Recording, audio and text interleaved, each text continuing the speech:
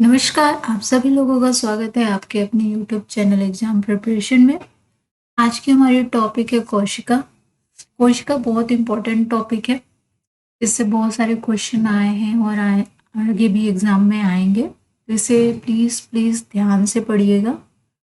कोशिका जो है हमारे शरीर की सबसे सूक्ष्मतम संरचना है और हमारे शरीर प्राणी के शरीर में अनेक कोशिकाएं पाई जाती हैं और इसे सूक्ष्मदर्शी यंत्र से ही देखा जा सकता है। 16वीं शताब्दी से पूर्व कोशिका के बारे में किसी को ज्ञान नहीं था, लेकिन 1665 में रॉबर्ट हुक ने काक की पतली काट में मधुमक्खी के छत्ते के समान एक संघ संरचना देखी, तो उन्होंने इसका नाम सेलुला रखा। सेलुला का शाब्दिक अर्थ होता है कमरा, परंतु वे प्रकोष्ठ मृत कोशिकाओं का था, तो बाद में यही नाम बदलकर कोशिका रखा गया। 18वीं 19वीं शताब्दी में कोशिका में स्थित बहुत सारी संरचनाओं का खोज किया गया। एक मानव शरीर में लगभग 6 × 10⁻11 कोशिकाएं होती हैं और सूक्ष्मदर्शी में ध्यानपूर्वक देखने पर एक कोशिका में कुछ प्रमुख संरचनाएं दिखाई देती हैं, जैसे कि कोशिका झिल्ली हो गया, कोशिका द्रव्य हो गया, केंद्रक हो गया आदि। तो जीवद्रव्य की खोज पुरकिंजे तथा वॉन मोल ने 1846 में की थी और केंद्रक नाम जो है रॉबर्ट ब्राउन ने 1883 में दिया था। ये है कोशिका की संरचना। ये जो बाहर की झिल्ली है इसे आपका कोशिका झिल्ली बोलते हैं। इसके बाद ये आपका कोशिका द्रव्य है जो खाली स्पेस आपको दिख रहा है। ये आपका गोल्जी का है। ये छोटे छोटे जो है लाइसोसोम है और ये जो है आपके अंतःप्रद्रव्यी जालिका है। ये इसके अंदर जो है ये केंद्रक द्रव्य है। ये माइटोकॉन्ड्रिया है। खाली स्पेस जो है ये रेक्टिका है। इसके अंदर ये जो ब्लैक है ये केंद्रिका है और इसमें केंद्रक है और ये जो धागे की समान संरचना दिख रही है ये गुणसूत्र है। तो कोशिका के कुछ सिद्धांत थे, जैसे कि प्रत्येक जीव एक या एक से अधिक कोशिकाओं का बना हुआ होता है। प्रत्येक मतलब कि कोई भी जीव है एक कोशिका के भी हो सकता है और कई बहुत सारी कोशिकाओं का भी बना हुआ हो सकता है। प्रत्येक जीव में कोशिका मौलिक संरचना एवं सांगठनिक इकाई है। उसकी मौलिक संरचना क्या होती है? कोशिका होती है और कोशिकाओं की उत्पत्ति पूर्वोपस्थित कोशिकाओं से होती है, मतलब पहले जो कोशिकाएं उपस्थित होती हैं उनसे ही उनकी उत्पत्ति होती है। अब सबसे बाहरी जो परत होता है वो कोशिका झिल्ली होता है, उसके बारे में समझ लेते हैं। ये जो आपका कोशिका के बाहर की लेयर है इसको कोशिका झिल्ली कहते हैं। तो ये सबसे बाहरी आवरण है। इसकी मोटाई लगभग 10 मिली माइक्रोन होता है और कोशिका झिल्ली को अनेक लेखक इसके स्वरूप के कारण इसको एक्टोप्लाज्म और प्लाज्मा लीमा तथा प्लाज्मा झिल्ली भी कहते हैं, मतलब ये तीनों नाम से भी उसको बुलाते हैं। और ये अर्धपारगम्य चयनात्मक झिल्ली है क्योंकि इसके द्वारा जो है विशिष्ट यौगिकों के अणुओं का आयन का आदान प्रदान होता है और रासायनिक विश्लेषण करने पर यह ज्ञात होता है कि इसमें 50% लिपिड, जिसमें मुख्यतः फास्फोलिपिड और कोलेस्ट्रॉल होता है, तथा 50% इसमें प्रोटीन होता है। ये देखिए, इसको सैंडविच संरचना क्यों कहा जाता है? क्योंकि देखिए ये फास्फोलिपिड है, ये फास्फोलिपिड है, इसके ऊपर की जो है ये प्रोटीन स्तर है, ये नीचे प्रोटीन स्तर है, मतलब प्रोटीन के बीच में फास्फोलिपिड है, इसलिए इसे सैंडविच संरचना कहते हैं। कोशिका झिल्ली के कार्य क्या है? सुरक्षा प्रदान करना, भोजन का अंतर्ग्रहण करना है, चयनात्मक पारगम्यता, बेकार की वस्तुओं को बाहर निकालना, वाम संवेदना को ग्रहण करना और अंदर की वस्तुओं को बाहर आने से रोकना। अभी बताया ना कि ये अर्धपारगम्य झिल्ली होती है, ये अणु आयन का आदान प्रदान करती है।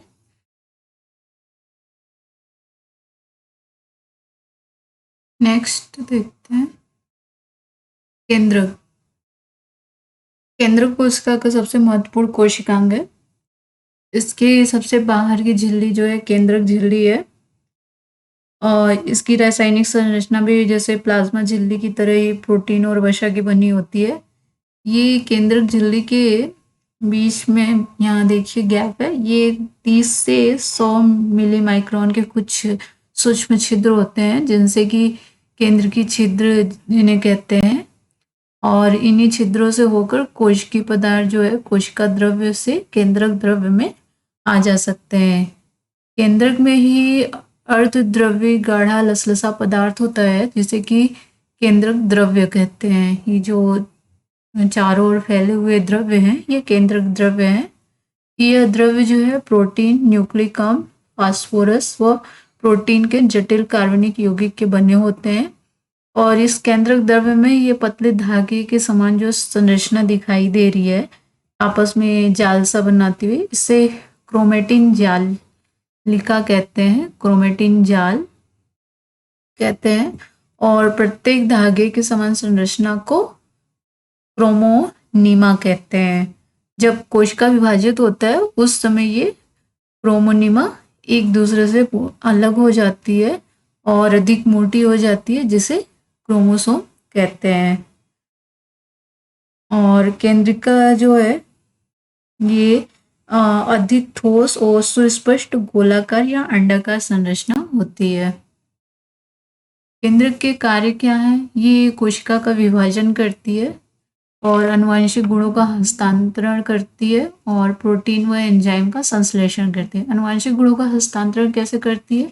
ये जो क्रोमोसोम है ये मानव शरीर में 46 क्रोमोसोम होते हैं, जिसमें से 44 क्रोमोसोम जो होते हैं वो ऑटोसोम होते हैं और 2 क्रोमोसोम जो होते हैं वो सेक्स क्रोमोसोम होते हैं, जो कि मानव की लिंग निर्धारण में मदद करते हैं। तो ये जो क्रोमोसोम होते हैं वो आनुवंशिक गुणों का हस्तांतरण करते हैं। नेक्स्ट है माइटोकॉन्ड्रिया। माइटोकॉन्ड्रिया को पावर हाउस भी कहते हैं। ये क्वेश्चन भी आ सकता है कि पावर हाउस किसे कहते हैं, तो माइटोकॉन्ड्रिया को पावर हाउस कहते हैं। जो माइटोकॉन्ड्रिया है ये इनकी संख्या जो है एक कोशिका में लगभग 50 से 5000 तक हो सकती है। एक क्रियाशील तथा युवा व्यक्ति के शरीर कोशिकाओं में इसकी संख्या अधिक होती है, जो क्रियाशील होते हैं, और ये अधिकतर आपके यकृत, हृदय व वृक्क में पाए जाते हैं। लेकिन जो कैंसर के रोगी होते हैं उनकी कोशिकाओं में ये नहीं के बराबर पाए जाते हैं, तथा परिपक्व इरिथ्रोसाइट्स में एक भी माइटोकॉन्ड्रिया नहीं पाई जाती है। जो माइटोकॉन्ड्रिया है ये वसा एवं प्रोटीन का बना होता है ये, और जिसमें कि आपका 70% लगभग प्रोटीन और 25% फॉस्फोलिपिड और 0.5% राइबोन्यूक्लिक अम्ल RNA होता है। इसके अलावा इसमें DNA भी होता है। माइटोकॉन्ड्रिया का जब विभाजन होता है तो नई माइटोकॉन्ड्रिया का निर्माण होता है। माइटोकॉन्ड्रिया को पावर हाउस क्यों कहते हैं? क्योंकि इनमें पाए जाने वाले जो एंजाइम्स श्वसन के दौरान खाद्य अणुओं को ऑक्सीकरण करते हैं। इस प्रकार यह खाद्य अणु की जो स्थितिक ऊर्जा रहती है वो एक ऐसी ऊर्जा में परिवर्तित कर देते हैं जो कोशिका के जैविक क्रियाओं को करने हेतु सहज उपलब्ध हो जाती है। और यह ऊर्जा जो है एडीपी को एटीपी अणुओं में, एडीपी ऊर्जा को एटीपी में बदल देती है। तो इस दृष्टि से यह कोशिका का सबसे महत्वपूर्ण एवं सक्रिय अंग है। माइटोकॉन्ड्रिया जो है वो दोहरी झिल्ली द्वारा ढकी होती है। देखिए ये बाहरी झिल्ली है और ये देखिए आंतरिक झिल्ली, 2 झिल्ली दिखाई गई है। तो ये दोहरी झिल्ली से ढकी होती है। इन दोनों झिल्लियों के मध्य के स्थान जो है, ये खाली स्थान जो है उसे परिमाइटोकॉन्ड्रिया अवकाश या स्थल कहते हैं। तो माइटोकॉन्ड्रिया प्रकोष्ठों में भीतर की ओर कई उंगली सदृश उभार दिखाई देते हैं। देखिए उंगली जैसी संरचना दिखाई दे रही है, जिसे कि क्रिस्टी कहते हैं। ये उंगली जैसी जो संरचना है इसको क्रिस्टी कहते हैं। इन्हीं क्रिस्टी की उपस्थिति के कारण आंतर प्रकोष्ठ अनेकों अपूर्ण प्रकोष्ठों में बटा दिखाई देता है। और मैट्रिक्स में गाढ़ा कोलॉइड द्रव्य होता है जिसमें राइबोसोम प्रोटीन व एंजाइम पाया जाता है।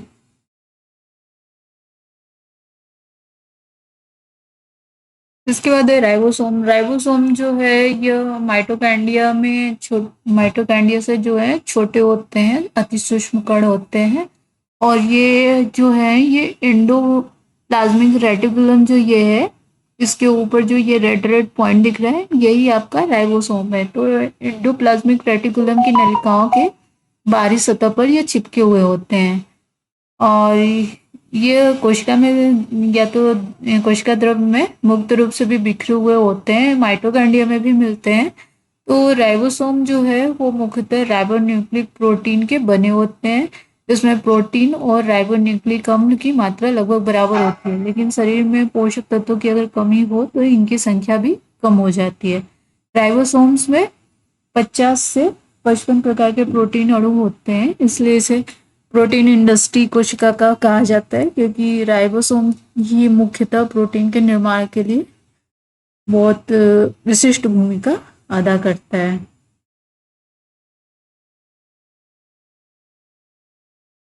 कोशिका द्रव्य तथा केंद्रक दोनों ही मिलकर जो द्रव्य कहलाते हैं। और यह कोशिका द्रव्य जो है अर्ध पारगम, चिपचिपा, रंगहीन तथा कणिकामय होता है और यहाँ एंजाइम की प्रचुरता होती है।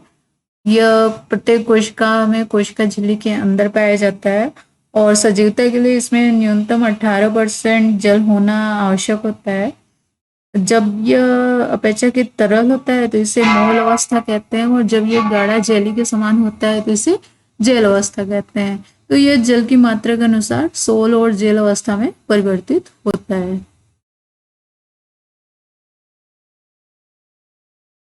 लाइसोसोम जंतु कोशिका के कोशिका द्रव में पाए जाने वाले आवरण युक्त तो गोल गोल जो थैली नुमा अंगाणुओं की को लाइसोसोम कहते हैं। यह अंतः कोशिकीय पाचन में मदद करता है। यह गोलाकार होता है जिनके व्यास लगभग 0.4 माइक्रोन से 0.8 माइक्रोन तक होता है और ये गहरी यूनिट मेम्ब्रेन से बने होते हैं तथा इनके अंदर सघन मैट्रिक्स भरा रहता है जिसमें एसिड फॉस्फेट एंजाइम भरे रहते हैं। इसमें लगभग 36 प्रकार के जल अपघटनीय एंजाइम पाए जाते हैं। ये सभी एंजाइम शर्कराओं, लिपिड, फॉस्फोलिपिड, न्यूक्लिक अम्ल वो प्रोटीन का अपघटन कर इन्हें छोटे छोटे अणुओं में विखंडित कर देते हैं। इन्हीं के कारण कोशिकाओं को विभिन्न संरचनाओं का पाचन और अपघटन होता है। अतः लाइसोसोम को आत्मघाती थैली भी कहते हैं, क्योंकि जब कभी किसी संरचना अथवा कण को अपघटन या पाचन करना होता है तो वो लाइसोसोम के संपर्क में आता है, जिससे लाइसोसोम की झिल्ली टूट जाती है तथा ये जल अपघटनीय एंजाइम बाहर आते हैं तथा उन्हें निगल जाते हैं। और अपघटन के दौरान लाइसोसोम का स्वयं का भी विनाश हो जाता है। कभी कभी तो यह पूरे कोशिका का भी अपघटन कर देती है।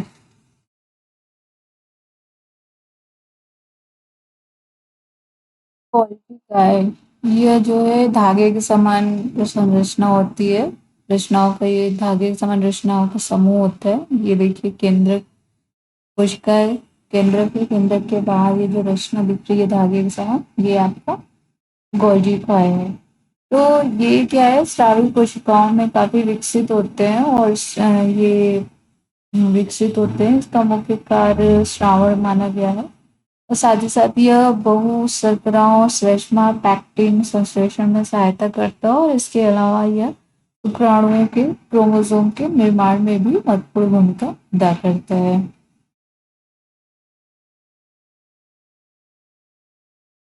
सेंट्रोसोम जो है ये कोशिका विभाजन का केंद्र है और कोशिका विभाजन की क्रिया को क्योंकि ये प्रारंभ और नियमित करता है, जिसके अंदर एक एक जोड़ी सूक्ष्म बेलनाकार जो है रचना होती है जिसे सेंट्रियोल कहते हैं। सेंट्रियोल ही मिलकर सेंट्रोसोम कहलाता है। कोशिका विभाजन के द्वारा ये सेंट्रोसोम केंद्र भाग से विभाजित होकर दो पुत्री तारक कायों में विभाजित होकर विभाजन तुर्क के ध्रुवों का निर्माण करते हैं।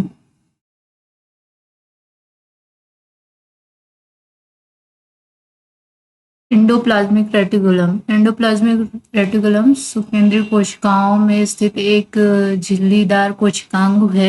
इसकी झिल्ली केंद्र की झिल्ली से निकलती है। ये देखिए एंडोप्लाज्मिक रेटिकुलम है और इसकी झिल्ली केंद्र की झिल्ली से निकलती है। ये लंबी नलिका अथवा गोल या आयताकार थैली की तरह दिखाई देती है। अंदर द्रव्य जालिका की रचना भी प्लाज्मा झिल्ली के समरूप होती है और अंतर्द्रव्य जालिका मुख्यतः सुकेंद्रीय कोशिकाओं या का यातायात प्रणाली है। इसके अलावा इसके अन्य कई महत्वपूर्ण कार्य भी हैं, जैसे प्रोटीन फोल्डिंग। कोशिका में इसके दो प्रकार होते हैं। एंडोप्लाज्मिक रेटिकुलम दो प्रकार के होते हैं। पहला आपका खुरदरी अंतर्द्रव्य जालिका, दूसरा है चिकनी। एक खुरदरी होती है, दूसरी चिकनी होती है। देखिए इसमें जहाँ जहाँ स्पॉट पाए जा रहे हैं ये खुरदरी है और जिसमें नहीं स्पॉट पाए जा रहे हैं ये चिकनी है। जो खुरदरी है खुरदरी जालिका अंतर्द्रव्यी जालिका है पर राइबोसोम्स जुड़े होते हैं। यहाँ प्रोटीन संश्लेषण होता है। यह सूक्ष्मदर्शी से देखने पर खुरदरी दिखाई पड़ती है क्योंकि इस पर राइबोसोम्स लगे होते हैं। राइबोसोम्स पर प्रोटीन संश्लेषण होता है। और जो चिकनी अंतर्द्रव्यी जालिका राइबोसोम्स रहित होता है। अंतर्द्रव्यी जालिका पर श्लेष्मिक किए प्रोटीन कोशिका के बाहर भेजने के लिए होते हैं। जो चिकने होते हैं इनकी विभिन्न रूपों की उपस्थिति के कारण ही इसे माइलॉइड काय या वलयाकार रेटिकुलम भी कहते हैं, क्योंकि अपरिपक्व साइट्स में यह वलयाकार दिखाई देते हैं, जबकि आंख की रेटिना के वर्णक कोशिकाओं में संगठित वेसिकल्स एवं नलिकाओं के रूप में दिखाई देते हैं। तो अंतर्द्रव्यी जालिका यूनिट मेम्ब्रेन के दोहरे स्तरों से बनी होती है। ये यूनिट मेम्ब्रेन की रचना भी प्लाज्मा मेम्ब्रेन की भांति होती है तथा यह लाइपोप्रोटीन की बनी होती है। प्रत्येक यूनिट मेम्ब्रेन लगभग 4 से 5 माइक्रो मिलीमीटर या मिलीमाइक्रोन मोटी होती है तथा दूसरी यूनिट मेम्ब्रेन से लगभग 80 से 95 मिलीमाइक्रोन चौड़ा एक धारी युक्त खाली स्थान पर अलग रहती है। इन रिक्त स्थानों में परिवर्तित अपारदर्शक पदार्थ भरा होता है। तो अंतःप्रदेवी जालिका कई रूपों में पाई जाती है। पहला है आपका सिस्टर्नी, थैलियां और नलिकाएं। सिस्टर्नी जो है ये लंबाकार चपटे तथा असाखित वेसिकल्स है जो समानांतर कतारों में सजे रहते हैं। इनकी मोटाई 40 से 50 मिली माइक्रोन होता है, जिसमें सिस्टर्नी कहते हैं जिन्हें, और यह खासकर उन कोशिकाओं में पाया जाता है जिनमें प्रोटीन संश्लेषण की क्रिया सबसे अधिक होती है, जैसे कि अग्नाशय, मस्तिष्क कोशिकाएं, यकृत आदि। आप में इसमें बस यही पूछा जाएगा सिस्टीन किसमें पाए जाते हैं, तो अग्नाशय में, मस्तिष्क में कोशिकाएं और यकृत में। दूसरा है आपका थैलियां। ये आपके वृत्ताकार, गोलाकार, अंडाकार होते हैं जिनका आकार 25 से 500 मिली माइक्रोन होता है। ये भी अधिकांशतः प्रोटीन संश्लेषण करने वाली कोशिकाओं में पाए जाते हैं। थर्ड है आपका नलिकाएं। अंतःप्रदेवी जालिका एक अशाखित नलिका के रूप में पाई जाती है। ये नलिकाएं विभिन्न व्यास की होती है तथा उन कोशिकाओं में अपेक्षाकृत अधिक होती है जिसमें कोलेस्ट्रॉल, ग्लिसरॉल तथा हार्मोन्स का संश्लेषण अधिक होता है। अब इनका कार्य क्या? अंतःप्रदेवी जालिका को अंतःकंकाल भी कहा जाता है क्योंकि अंतःप्रदेवी जालिका कोशिका के अंदर ये आंतरिक शक्ति प्रदान करता है। कणिका में अंतःप्रदेवी जालिका प्रोटीन संश्लेषण की क्रिया में भाग लेते हैं। अंतःप्रदेवी जालिका पदार्थों के प्रवेश करने तथा बाहर निकलने की क्रिया का नियंत्रण करता है और अंतःप्रदेवी जालिका केंद्रक आवरण का निर्माण भी करता है। सपाट अंतःप्रदेवी जालिका जो होती है ये ग्लाइकोजन का निर्माण व भंडारण करता है।